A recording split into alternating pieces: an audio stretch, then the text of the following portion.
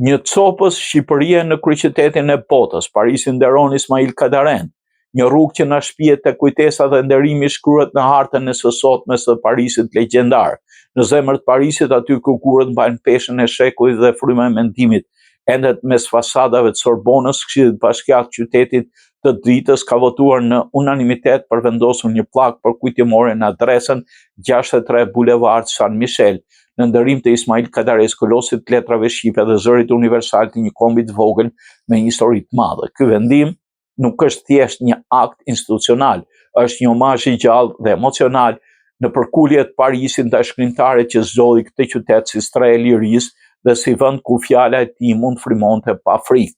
Në këtë adresë Kadare jetoi për dekada, shkroi, meditoi dhe ndërtoi urat që lidhin Shqipërinë me Evropën, mitin, historinë, ëndër realitetin. Pllaka do të vendoset nuk është vetëm shenjë fizike, është testamenti kujtesës, një pikë referimi për lexuesit, studiuesit dhe kalimtarët që do ndalen për të lexuar një emër, për të ndjerë peshën e një zëri që ka folur për tiraninë dhe dashurinë për shpirtin e njeriut.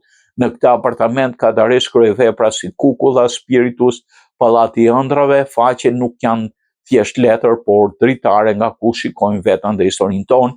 Ai bëri bulevardin San Michel një vend të shenjtë për letërsinë shqipe, një altar ku fjala u bë rezistencë, kujtesë për jetësi. Vendimi i Këshillit Bashkiak është një akt i rrallë për një autor të huaj që e vendos Kadare në panteonin e shkrimtarëve të nderuar nga ky qytet.